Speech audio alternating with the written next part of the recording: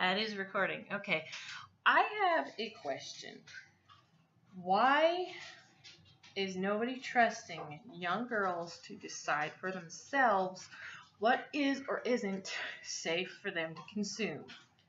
We have these blogs and we have these YouTube videos and we have these links to these stories and these articles where we list things like 10 women who are negative influences on young girls.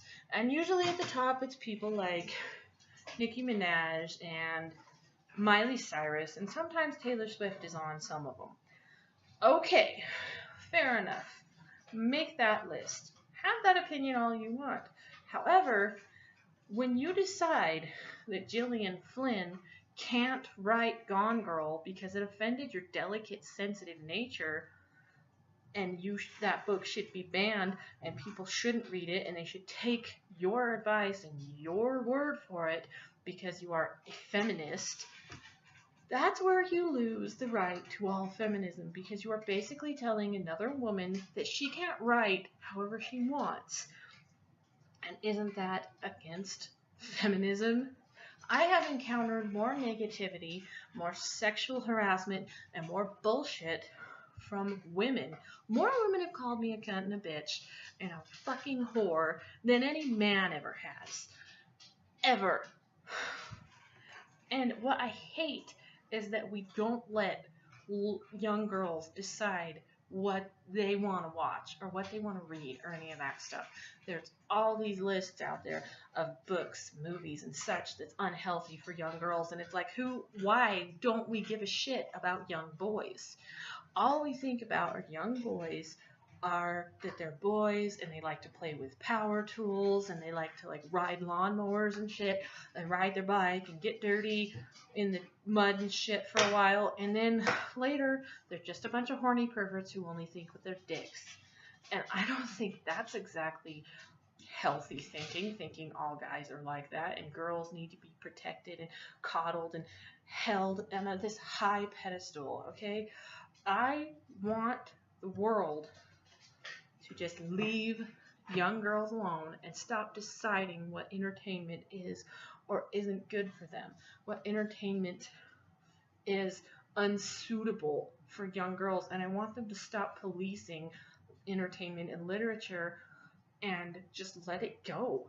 I really am sickened that we think young girls aren't smart enough to know the difference between fact and fiction, to know that yes, stuff like rape and abuse and murder and violence happens and government corruption happens in real life and even in good old North America, and that terrible things do happen in real life. However, I want all these women who are writing these stories that are praised to high heaven and all that stuff to understand that most 16-year-old girls aren't being Katniss or Hermione.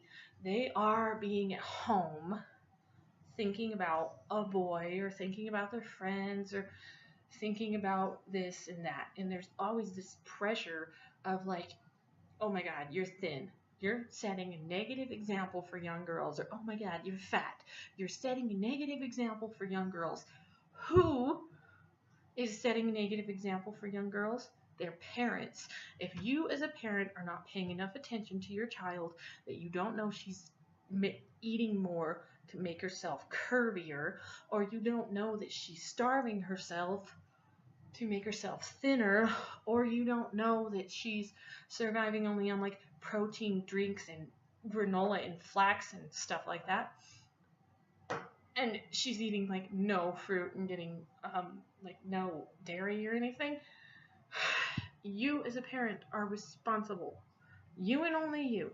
Don't organize an angry mommies group and get all pissed off because there was a book in it that had rape, or there was a book in it that had a gay woman, or there was a book in it that had a female rapist or something like that. Don't get all pissed off at that. If you don't want that in your house, don't let that in your house. That is that simple. That is what you do. You ban it for your kids. You don't write or tweet or Facebook the writer or get on a YouTube and talk about how they should remove themselves from the entertainment industry because their young girl read their book and now she's got an attitude. It's like, no, maybe she has an attitude because you don't pay attention to her. Just a thought. And back to this, why not young boys? There are so many toxic examples of boys in literature and music and so on, and the only time we ever get mad at a guy is if it pertains to women, like Robin Thicke. We don't say that Robin Thicke is a negative influence on boys. We say Robin Thicke is a danger to feminism and a danger to women. However, Miley Cyrus is also a danger to feminism and a danger to women. We don't say that Miley Cyrus teaches young boys that you just put it in a girl and then you don't call her again. Why is it that we are babying these young girls? Why are we babying everybody?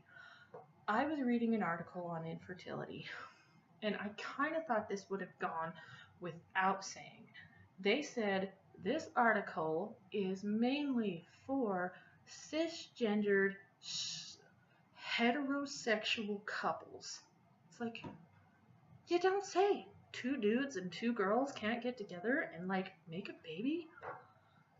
Do you mean you need penis and vagina, sperm, egg, uterus? Oh my gosh. And if you were once a woman and now are a man, you mean my new penis that I just had the doctor put on won't ejaculate sperm and give me babies? I can't impregnate a woman that was once a man because he doesn't have a uterus and he doesn't have ovaries or she or whatever you want to call it. I am so tired of trigger warnings, and I'm so tired of people worrying and writing these feminist articles about how sexist something is because a girl, a teenage girl, might, in a story, pine over a boy she can't have. Now, if your teenage daughter does not know that her plain, ordinary ass will not be asked out by the hottest boy in school, that the captain of the football team will not dump his girlfriend and ask her out, if she is believing all that bullshit from the 90s and the 80s movies, you are the problem. I know you're supposed to teach your kids you can be anything you want, but if your daughter's like, I don't know, we can't be anything we want. I'm sorry to break it to you. I'm sorry to get rid of your participation trophy. We can't be anything that we want. I have the physical dexterity of like a freaking rhinoceros and a wildebeest mixed together or something. I will always, or no, just the wildebeest. I will always be eaten by the tiger. I can't run. I can't do tennis. I'm tall, but I told you I can't run. So I'm gonna get pretty good about like shooting 3-pointers or something like that. I can lift heavy things. I'm pretty buff, but I'm not like, ooh, superwoman. And yes, physically you can change your body and do all that stuff. I'm just tired of, on one hand, telling young girls they can be anything they want and no physical, emotional, or neurological, psychological disability of any kind will get in their way. Because if somebody is in a wheelchair, they're not going to save your ass from a burning building. And I'm also sick of girls. But on the other hand, I'm sick of girls, or so-called feminists and angry mom groups and angry church groups telling us young girls that we can't watch this movie. We can't listen to this artist. You worry about your children. You don't want your children reading Stephen King or Stephanie Meyer. You worry about your children. You stop telling everyone else that they can't and that they shouldn't because it's a negative, horrible image to young girls. I'm not saying expose all the young girls to all the horrors of the world. Just watch the news. What is on the news that's not in those books? Swearing? Or, like, there's swearing in those books. There's graphic scenes of violence. I honestly found Katniss to be terribly boring. She is too strong, and the stereotypical strong female is overdone. I used to do it in my books. I used to do it all the time. I have to have a strong female, but mainly after a while, I think I can pinpoint almost the exact moment I started realizing, hey, two things.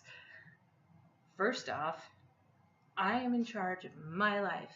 I am in charge of how I feel and how I react to things. I am in charge of what I do. No one else is in charge of that. No one else is in charge of my feelings or any of that jazz. So if I'm disgusted by Miley Cyrus and the way she dances in her music videos, that is me. I don't have to watch it. I don't have to. I don't have to get on the internet and talk about how gross it is. And I don't have to ban her. I can still have my opinion that it is gross if I want it, but I just don't care. I can turn the TV off, or I can change the channel, or not go to her YouTube, because let's get real, they don't play music on MTV anymore. And the strong female stereotype is not for me anymore because they are dime a dozen in the novels I used to read. Cop novels. All of them were cop novels. They're dime a dozen in the freaking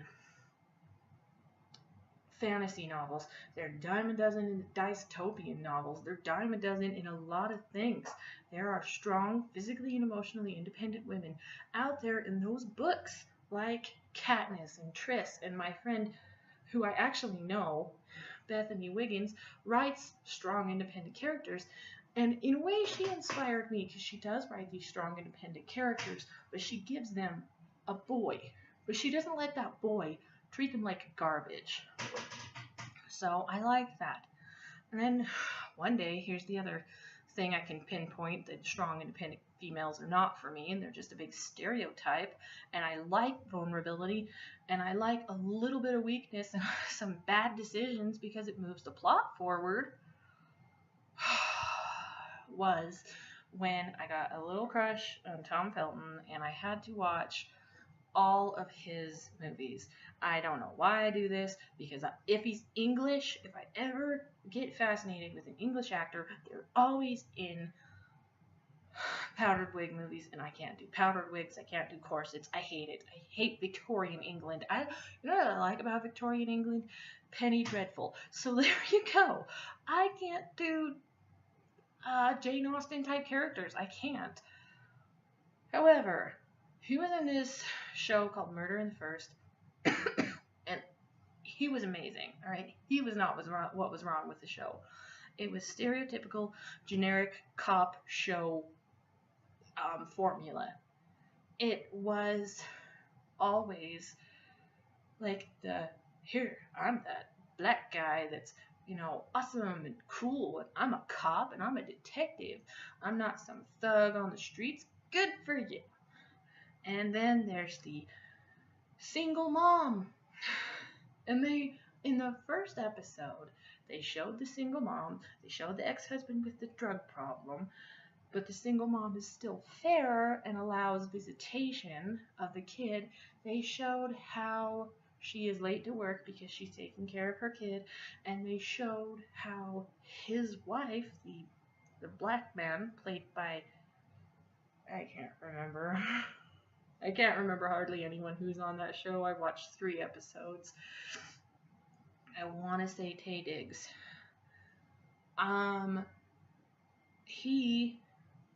His wife was dying. His white wife was dying. And they hit all the stereotypes all at once. And they appeased and pandered to everybody. And then they've got to have mean little Tom Felton to pander to the Potter kids. And he was good, but he was the rich white boy who had a hard life starting out. And then he became this big, from rags to riches, North American, woohoo, yeah, I'm this big, fancy, narcissistic boy that's gonna kill my secretary. And it was just all too cliched. I love a strong, independent woman in the book. But at the same time, I kind of like a woman who has feelings and who wants a man to love her and who has normal girl feelings, who isn't volunteering to save her sister or who isn't going out of her way to find Horcruxes. I like those kind of books, I do, but I also want a little tiny bit of reality and a little tiny bit of monotony, a little bit of vulnerability, because guess what? Girls cry, and I hate that, like, girls see crying in any men, women is seen as weakness. I hate it. I hate it so. Anyway, I've let this video get a little too long, but I think I've said what I wanted to say. I've tried to get it out for weeks and weeks, and I've talked it over with myself a lot of times. And then while I'm talking to myself, I always get interrupted by like a phone call or a text or something. But anyway, let me know what you think. Do you think it's a stereotype, or do you think it's necessary? Thank you. Bye.